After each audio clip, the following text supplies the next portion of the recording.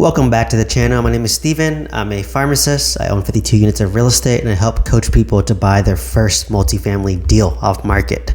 So today I want to talk about the different phases of financial freedom and how I kind of am transitioning from one phase over to the next phase. So the first phase that people start in for financial freedom is learning about financial freedom, right? So for me, the concept really hit home to me when I read Rich Dad Poor Dad, and I learned about assets versus liabilities. And I've been working. I think around 2017 is when I kind of learned about investing, and that's when I learned about investing in index funds. That's when I learned about buying real estate. That's when I bought my first real estate deal that I house hacked. And after I bought my first house hack in 2017, I was like, oh my God, I can keep on doing this, and maybe I can retire early. So for me, I want to initially retire early using index funds. And for me, early retirement was retiring at 53 years old because I,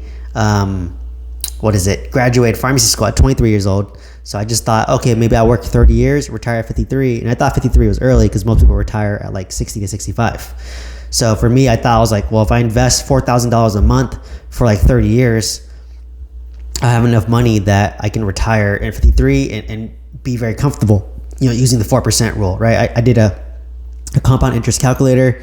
You can do the math, $4,000 a month for 30 years, average growth 7%, and see how it grows up to $1 million. And then you take 4% of that. That's kind of living off the 4% rule, right? So I thought I was going to do that by 53. But as I got more and more into real estate and went into that rabbit hole of real estate, I quickly moved my retirement age closer because I'm like, well, I don't want to be a slave to W-2 job forever. I'm very lifestyle oriented. I want to be around my kids, my future kids, my family. I want to, not be tied to work and live to work. You know what I mean? That's the typical like millennial curse, right? Or why we're entitled, whatever. But for me, I just, the thought of having work be optional versus required was very endearing to me. I just want the freedom to do what I want, when I want, with who I want, versus W-2. You have to put up with people you may not like. You have to put up with a boss you may not like. You have to show up to work Monday through Friday. For me, if I don't want to wake up Thursday and I want to go to work, then I don't go to work. If I want to fly to Japan in 2 days because it's a good deal, I'll fly to Japan in 2 days, right? But you can't do that when you have a W-2 job. Albeit once I have kids and they're in school, yes, you need stability. But for me, I would personally like the freedom to be able to pick my kids up, to show up to their practice, to take them on activities, to do things with them and be involved and engaged, which my parents didn't have the privilege because they're too busy working just to give us a middle class life, right? So for me, I'm more privileged in the sense of I have enough money to have excess money to be able to invest it, right? So for me, it was really learning about financial freedom, learning how to invest in real estate, how to invest in index funds, how to start a business now. So I always just constantly improving myself, right? So once you kind of get that initial financial firebug, then the next phase is now you want to scale and grow, right? So for me, that took me a long time. I started in 2017. I bought my first house in 2017, and I started working at 2013. So it took me about 4 years. So what I did was I had $250,000 of student debt, right? So, factoring interest, let's just factor all that in. And I wanted to pay that off as soon as possible in 4 years.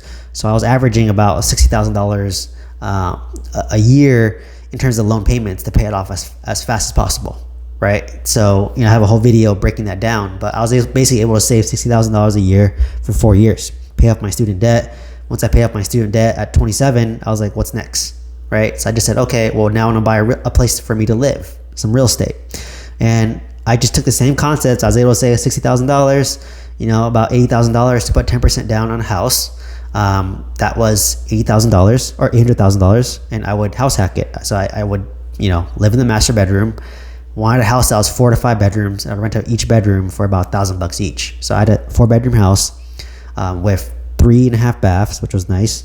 And I would rent out the other 1 bedroom with the private bath for a little bit more, and then the 2 that shared a bath for a little bit less. And I had my own bathroom in the master bathroom, and I had a half bathroom downstairs. So, it was a lot of bathrooms to go around for everybody. But anyways, I got $3,000 a month from that property to cover my mortgage so that I live there at a discount. I'm building equity. I'm getting experience being a landlord. I'm getting experience owning real estate. I'm getting experience managing the property. And that's what, and I got experience buying my first property. And like I said, I thought I was gonna live there for the rest of my life, but I ended up getting another job. And then, basically a year and a half later, I saved up another like $100,000 doing the same strategy, right? You just increase your income, keep your expense the same. You have a large savings rate. And I was able to save a lot of money because I didn't spend a lot. Number one, like I wouldn't splurge on nice restaurants, nice vacations. I would actually use credit card points or travel points, chase a reserve to just travel for free or cover my flight at least. And then from there, I actually, basically ate very cheaply, right? You can eat food for cheap. Like you can get like a, Chipotle or some like Chinese takeout for like pretty cheap, right? Or like you can cook yourself if you want to be the cheapest. And I was only spending like $1,000 a month on just like food and like personal things for myself. My car was paid off, no student loans at that point. I was getting $3,000 a month, which covered my mortgage. So I was only responsible for about maybe $1,000 to $1,500 a month. So I had a high savings rate, and I was able to save another $100,000. So a year and a half later, I bought my second house hack in San Francisco, and I repeat that process, right? I lived in the master. Rented out the 2 other bedrooms for like $1,200 each. That's $2,400, and I had a lower unit which was kind of detached, separate entrance. And I rented that out for about $2,800 for 4 college students going to SF State. So I was able to collect $5,400 a month, which covered my mortgage. And once again, I was just paying like maybe $1,500 to like live in this room in San Francisco and build equity, learn to be a landlord, and learn how to manage 2 properties, right? Because I had my last property I was living in plus my current one. So at that point, I waited again. I waited another like year and a half, saved up money, moved to Southern California. I bought another house hack, right? And then decided not to move into there because I didn't want a house hack anymore because I had a girlfriend, wanted privacy. I ended up renting that house out, and then I moved into an apartment. And at that point, that's when I really started learning about I got laid off at that point, and this is 2021 now, right? I have a whole video talking about me getting laid off. It shattered my identity as a pharmacist. I wanted to scale in real estate. I wanted to retire early, and it fueled my fire even more, right? So at that point, I wanted to learn to invest out of state because it's cheaper, better cash flow. So I came across Huntsville, Alabama, where I could buy a house for $260K and it'd rent for $2,000, and my mind was blown. I was like, whoa, this is possible. And that property cash flow is about $600 a month, right? And not much repairs and expense because it's a brand new property, right? Only just if a tenant leaves, I have to do basic make readies, repaint, touch up here and there, and do other things here and there, right? So, basically learned how to buy out of state, and then I went to multifamily real estate, right? In 2021, I joined a mentorship. Can learn from other people. I leveraged their systems. I learned how to do direct mail. I learned how to underwrite multifamily deals. I learned about creative financing. And that's when I got my 26 unit apartment complex. That's when I bought my mobile home park. So I bought my 26 unit off market using direct mail. I bought my mobile home park using seller financing, 10% down. I bought my 20 unit with a hard money loan off market. And that's how I started to scale significantly. So from 2017 all the way up to like 2022, I scaled from like 0 up to like 90 units at one point, right? And then after you hit scale, scale is very stressful. Scale is when you're leveraging like hell, right? Like I leveraged like heck. Like I was putting 10% down on my house hacks. I put 25% down on my Huntsville, Alabama property because you had to, because it's out of state. I put 12% down on my 26 unit because I got a seller repair credit, which covered half my down payment. My mobile home park, I put 10% down. So I was super leveraged, got the rest seller financed. My 20 unit was a hard money loan. So I ended up putting like, I think about 12% down as well because I got the renovation costs covered. So, I scaled and to pay for the 26 unit, the 20 unit, and the mobile home park, I did a cash out refinance of one of my single family homes that went up high in equity, and it was during COVID. So I lowered my interest rate plus pulled out like $1 million. So I'm leveraging one of my properties, the equity from there even further to go buy more properties with leverage. So I was like really leveraged, right? Like by scaling. And that's what's going to happen during scale is you're going to leverage, you're going to take on more risk, and you can't take on more risk because you don't have as much to lose, right? So that's how I kind of felt when I was in scale mode. Like, okay, if I went bankrupt, I would lose my house. I would have a shitty credit score, but I'll still be working as a pharmacist, making six figures, right? So I didn't, for me, even when I had three houses, I'm like, whatever, dude. If I lose all these three houses, I'm still like 30 years old, making 100 and like 200K close to, and I just can do it again, right? And learn from my mistake. So I took risk, right? So that's why I did a cash out refinance, pulled out $1 million and bought these apartments. And 26 unit was a home run. The mobile home park was a loss. I lost money on that one. I learned a lot. I bought my 20 unit, which is like a base hit. Not the greatest deal because of interest rates. I took some money and I invested it into a drop shipping store, which lost money, a pharmacy, which lost money.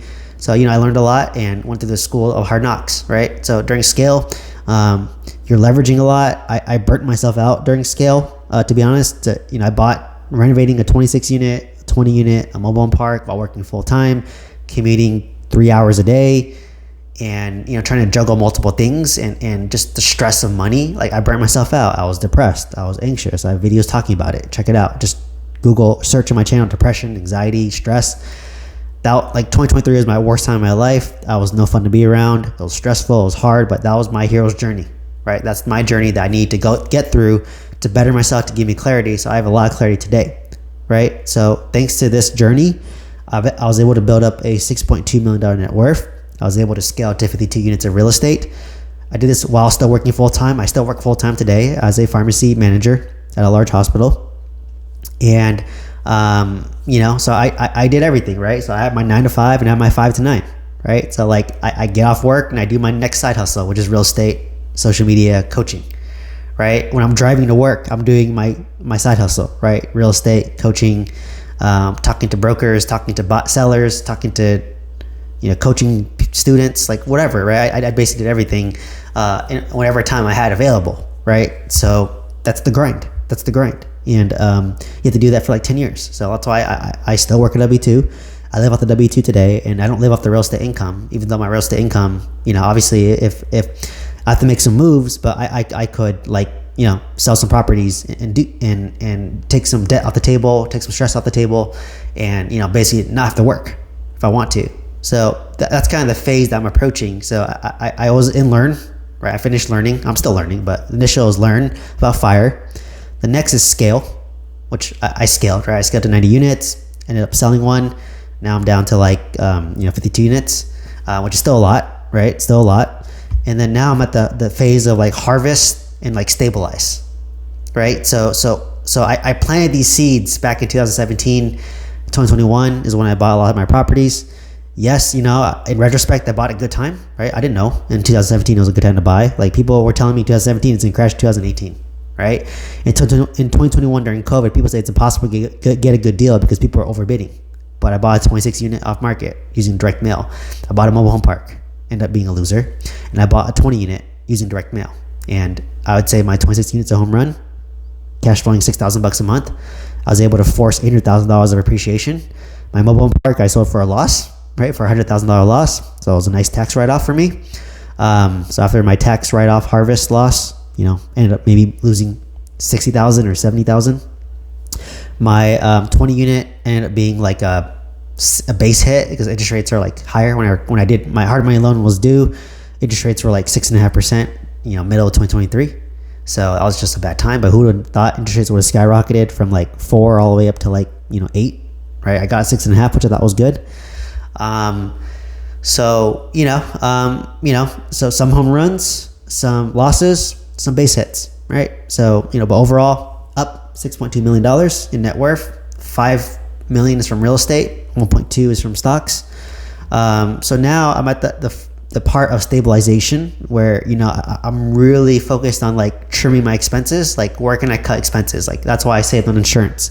Do I need to pay for the best insurance ever? No, I don't. Because if my apartment burned down to the ground, I don't want to rebuild it. I don't want to deal with construction. I don't want to deal with permits. I just want to take my money, whatever money I get from the insurance, pay off my loan, take that money and go buy something else in a better area, maybe a newer property. So I'm okay. I'm okay if my property burned down. I just take the money and move on, right? I don't want to deal with rebuilding it, right? I just would demo the land, sell the land to developer, and then move on, right? To somewhere else and buy somewhere a little bit maybe nicer and newer. I don't know, right? Maybe I'll just buy a bunch of single family homes in Huntsville, Alabama, or I'll buy like a B, A class apartment complex in Oklahoma, right? So it just gives me options.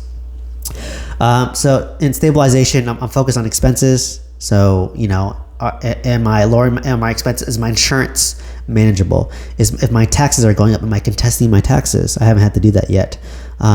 Is there ways am I making sure that my property managers are raising rents over time, right? Don't let me get complacent. They have to raise it over time.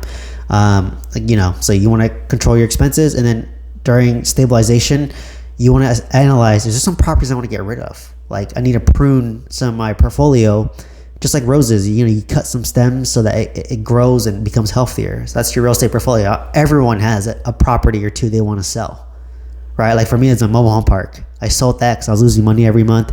The property manager was terrible. It was difficult tenants. It was losing money every month. I didn't want to deal with that, right? It was too stressful. It was too complicated. Didn't like it. Didn't fit my lifestyle. Sold it, pruned it, right? And then now I'm pretty happy with my portfolio, but yeah, there's always like a deal, or like probably my 20 unit is the one I would most likely want to sell, but I want to hold for the long term because I renovated it and hopefully it does well, but I always have the option down the road that I can sell it. I can use that to pay off my 26 unit, right? I have about both my 20 unit and my 26 unit is, has about $350,000 of loans on them. And I would say my 20 units probably worth about $800,000. So if I were to sell it, I could take the equity, get my down payment back, and then just pay off my 26 unit, own that free and clear, right? So if I don't like it, there's too much plumbing issues or whatnot, too much capex, then I can prune that and sell it, or I can 1031 exchange it, right? So right now I'm happy with my portfolio, but I'm watching, right? I'm just trying to see what it's like to own my 26 unit, my 20 unit for a long time. Like my 26 unit and my 20 unit finished renovations in November of 2023. So literally in November of 2023, I sold my mobile home park. I finished renovations of my 26 unit. I finished renovations of my 20 unit. So like that, I just took 2024 off because I was so freaking tired and burnt out and wanted to focus on my personal life again, my health, right? So like it's going back to Steven, right? And that's when I, during my burnout, I started creating content as an outlet to like de-stress and to like, it was almost therapeutic for me as well. So that's exactly what I did and how I pivoted. So during the harvest phase, for me, during the harvest phase for me now, so I stabilized my portfolio, right? So I learned about fire, I scaled, I stabilized, right? For, the past year. And then now I'm in the harvest phase. So harvest phase is like, what moves am I going to make to make my lifestyle better now that I built up the $6.2 million net worth? My lifestyle doesn't feel the same because I'm still working at W-2 like you. I'm showing up to work every day, Monday through Friday. I have annoying coworkers, right? I have to report to a boss. I have to go through a shitty commute, right? I have to do all this stuff, right? So, my lifestyle is exactly the same. Like, even though I'm worth $6.2 million and by all objective numbers, I don't need to work, right? So, for me, what would that move be? So for me, I could literally sell my first home that I bought in Livermore. I bought for $800,000, put 10% down. It's worth about $1.4 million today, which is about $600,000 of equity. I had principal pay down, right, on this deal. Have an amazing 3.125% interest rate. So if I were to sell that today, so let's just say, for simplicity, my loan is, let's say $600,000. I sell it for $1.4 million, and let's say that's what I net after, all the fees and taxes and whatnot. That's $800,000 of equity, right? And this property breaks even. It rents for $4,100 a month. Livermore is not much of a rental market. It's more of a homeowner's market. So people will pay for it, but the rental is not that great on it. Or maybe I'm just stupid and haven't raised the rents in a while, but it's okay. Same tenant and been happy with them. But I can take $800,000 and then, so I can sell a property that's like cash flow neutral. Doesn't make me money, doesn't like put money in my pocket, doesn't lose money unless I have to do a repair, then in which case I lose money, and I am managing this myself. So I can get rid of a property that I'm self-managing to lighten my load. It's the same tenant, so it's been easy, but it would lighten my load. I could take off about $600,000 of debt off the table, right? Get the $800,000 of equity and then pay off my primary residence. So I would wipe out my $5,500 a month mortgage. At that point, I would not have much motivation to work, right? Because now I just took off So if I sold that Livermore property, I lost $600,000 of debt, and I paid off my primary residence, which $800,000 of debt. I just took off $1.4 million of debt off of my portfolio. So now I'll be at $3.5 million in debt, right? So right now I'm like 5 million equity, roughly 5 million debt, right? So I'm about 50% debt to equity. But if I were to sell that property and to pay off this property, sell my Livermore, pay off my current primary, I would wipe off $1.5 million of debt. So now my debt is 3.5, but my equity is going to be in a lot higher position, right? It's going to be, what is that?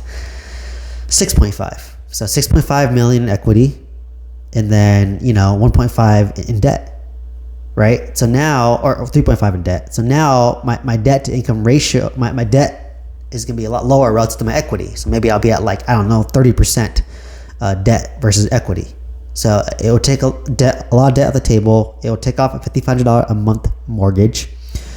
My property tax, insurance, utilities, HOA, all that good stuff, it's probably gonna be about $2,000 a month, right? So I would have sold a property that's cash flow neutral. So my cash flow is still gonna be $8,000 to $10,000 a month, right? So let's just factor in all the expenses and capex, repair, all that stuff. Can I live off that? Let's say I get $8,000. Let's take the low end. $8,000 a month is my average. From the $8,000 portfolio, I can comfortably say 1/4 of that, which is $2,000, I can pocket to pay for my living expense here. So essentially, I'm living here for free, right? No mortgage, $2,000 a month, property tax, insurance, HOA, utilities. My real estate portfolio can cover that, my living expense. I'm living here for free, right? So, and if I have cash flow on top of it, that's a cherry on top, right? But I'm just concerned about I'm living here for free. At that point, I think my living expense between me, my future wife, my kids, between, let's say I'm retired, I think it's about $5,000 a month, right? So that's going to be, food, we mostly just buy food and cook, of course we'll eat out too. We travel pretty frugally. We're not very materialistic, being honest, and our cars are paid off. I drive a Tesla Model Y, solar panels, so it's all free electricity for me, for my Tesla. It's about $5,000 a month, I think. So that's about $60,000 a year. Yes, we don't care for private school for our kids. We're in a pretty decent school district where we're at. So, they can go to public school. I think it builds character, to be honest. Because, not all private school kids turn out well, right? But there's some that turn out amazing. So, but same with public school, right? Some are amazing, some don't turn out well. Both ways. It just depends on the kid, in my opinion. So we can live a humble life, and obviously that's just complete fire. But knowing me, my fiance, I would probably still work as a pharmacist maybe, but maybe just be per diem and maybe work at my leisure, right? Where I can pick to work 1 to 2 days a week. Obviously I'm doing my side hustles of creating content on YouTube. I'm doing coaching. I'm doing mentorship. I'll probably become a real estate broker, or Christina will probably become a real estate broker. So we'll still be making money because I want to make income as a S Corp, right? The broker, real estate broker will be S Corp. My mentorship will be a S Corp, and then we can write off our insurance. We could write off business trips that have a little bit of vacation in there too, right? If I'm going to Vegas for a business related event and I happen to stay there over the weekend, having fun in Vegas, then that whole trip can be a write-off, right? Talk to a CPA, but I still want to make I talked to my Christine about it. If we can make about $150K between me and her and funnel it through an S Corp, we can get a lot of tax write-offs from that, right? So we still want to work, but we just want to work at our leisure and on our terms. So for me, I love to teach about real estate and finances and personal growth. I do it for free, right? I've done it for free for a long time, right? I didn't know I can monetize it until recently. And then selling real estate makes sense because I know so much about real estate. So I usually invest for myself, but could Christine help people sell or buy real estate? Yeah, it's not that hard. So so that's most realistic. And then at that point, let's just say we did make $150K through our side businesses, side hustles, and I could retire from my job. So I don't have to be a pharmacist anymore. Christine doesn't have to be a pharmacist anymore. We had a paid off mortgage. I have a real estate portfolio that's covering my living expense of $2,000 a month and maybe a little bit extra. Whatever money I'm making through side hustle, I'm just going to spend it all, right? So if I'm making like $200,000 on side hustle, I'll just spend that all to live my life today. Don't touch my current portfolio, which is like $6 million. If you add Christine's in, maybe we're like $7 million. And then just let that compound over time and not touch it. And whatever money I make, I just spend and enjoy. So if my side business blows up and I'm making like $500,000 a year or like $1 million a year, shit, I'll just spend it all, right? Or maybe not. I'll just buy more real estate. But like, yeah, like just conceptually, like I'll lifestyle inflate. So like that's to me is the harvest phase, right? Where I want to pay off my primary residence, not worry about a mortgage. I want to take some debt off the table. I want to build a financial fortress, right? I want to have good emergency reserves. I want liquidity, right? I want to pay off my life insurance. I still want to have a side hustle that's still generating income, and I can work when I want. Like if Christine wants to work as a pharmacist, she can. If she doesn't, she doesn't have to, right? For me, I'm still going to do my side hustles. Like, honestly, if I'm retired, I'll create more content. I post once a day right now, but if I was retired, I'd create multiple episodes. I'd do a live stream every day if I could, right? Do multiple videos a day. Why not, right?